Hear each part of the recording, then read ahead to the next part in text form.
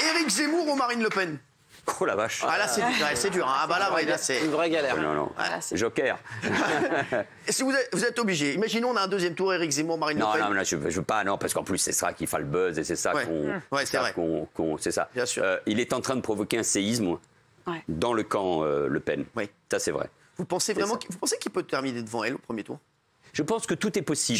J'ai discuté avec des amis tout à l'heure et ils sont persuadés que Éric Zemmour va assécher Marine Le Pen s'il se présente et qu'il va faire plus qu'elle et que là, elle est à 18 dans les derniers sondages, lui il est à 11 et ils sont persuadés parce qu'en fait, ils disent que Marine Le Pen, ce n'est plus le vote de contestation aujourd'hui, c'est Éric Zemmour et le vote de contestation. C'est long, c'est lent, c'est un long processus, on verra, tout peut se passer, mais elle s'est banalisée, elle est apparue comme incompétente, au moins au moment du fameux débat entre les deux tours avec Emmanuel Macron. Les régionales ont été très mauvaises. Et comme elle s'est banalisée, dans le camp, on va dire, identitaire, dans ce camp de la droite extrême, Éric Zemmour apparaît comme la nouveauté. Et je vais rajouter un élément, bon, ce n'est pas forcément un compliment, enfin, c'est comme une partie de cet électorat a envie d'être fier d'une culture, d'une histoire, même s'il l'a tort.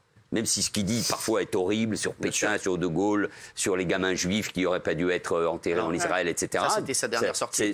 Mais il apparaît comme... Il rend fier cet électorat. Vous voyez ce que je veux dire à travers ses émissions sur l'histoire, sur la culture et ses succès. Ce qui n'est plus le cas de Marine Le Pen. Il ressemble d'ailleurs d'une certaine manière, il est presque plus l'héritier du père, le père, que de la fille. Donc du coup, tout est possible. Tout le monde, les gens, ce qui ressort, c'est qu'aujourd'hui, Marine Le Pen, elle est limite, elle est trop policée, c'est-à-dire qu'elle a tellement voulu. Oui, mais on devrait presque s'en réjouir. On pourrait dire l'extrême droite en France est devenue plus modérée. On devrait mettre des guillemets là-dessus. Elle a tellement voulu montrer que le Rassemblement national est un parti comme les autres qu'aujourd'hui, justement, c'est un parti comme les autres et c'est ça qui dérange. Je pense que ce qui est en train de se passer, c'est que la droite extrême ou l'extrême droite, appelons-la comme on veut, ou le national-populisme, c'est cette droite-là qui, au fond, porte une vision qui n'est évidemment pas la mienne, qui divise beaucoup le pays. D'ailleurs, Jean-Luc Mélenchon, avec qui beaucoup de choses nous opposent, a dit des choses plutôt justes hier soir dans une petite vidéo qu'il a fait hier, et qui chauffait déjà cette émission et d'autres débats ailleurs. Mais c'est vrai que c'est la confrontation d'une certaine vision de la France. Mais qui est le plus à droite aujourd'hui pour vous, Marine Le Pen ou Éric Zemmour? Je pense que sur le plan idéologique, sur le plan des idées, sur le plan de la culture politique, c'est incontestablement Éric Zemmour. Incontestablement parce qu'il est dans un courant, je vais faire savant un peu, mais dans un vieux courant qui est là de Charles Maurras, une espèce de droite, d'extrême droite française de l'entre-deux-guerres, des références à Pétain. Il n'est pas républicain au sens historique du terme, donc je pense beaucoup plus à droite. Il vous fait peur, il peut gagner? Vous savez, dans le monde politique d'aujourd'hui, tout est possible. J'imagine qu'aux États-Unis, beaucoup de gens ont dit Trump ne peut pas gagner. Exactement. Alors c'est son modèle. Il y a beaucoup de gens qui prennent cet exemple et qui disent justement, est-ce que c'est pas justement le Trump français? Alors il y a une différence, c'est qu'il y a 2 tours.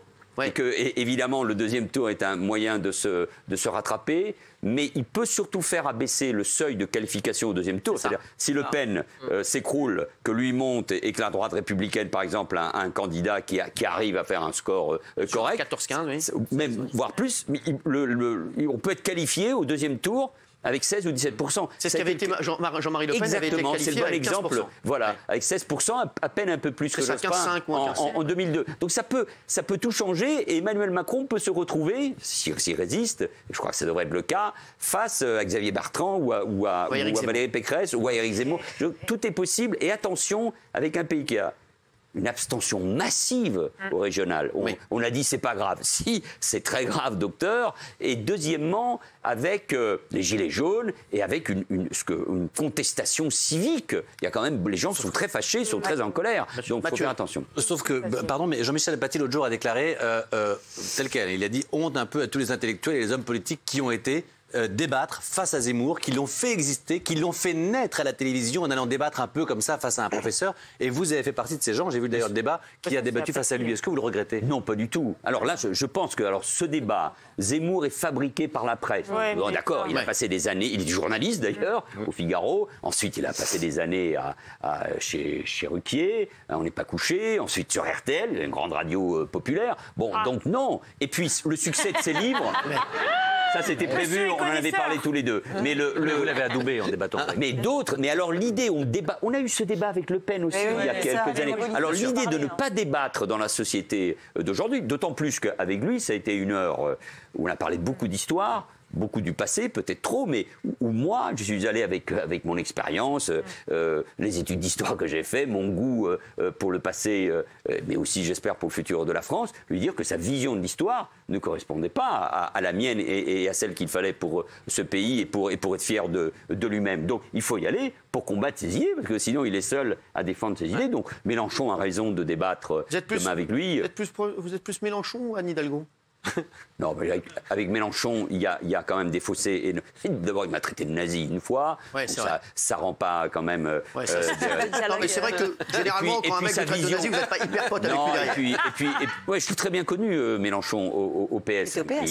Il a du talent, bien évidemment. Et je l'écoute. Et puis, il représente un courant politique. Dans ce pays, il a fait 17 ou 18% aux dernières présidentielles. Mais il y a trop de choses qui nous séparent, notamment sur la vision de la France. Donc non. Le fossé, c'est vrai qu'il y a un fossé aussi entre Anne Hidalgo et vous également, mais il est vrai. C'est un fossé qu'elle a fait construire elle-même.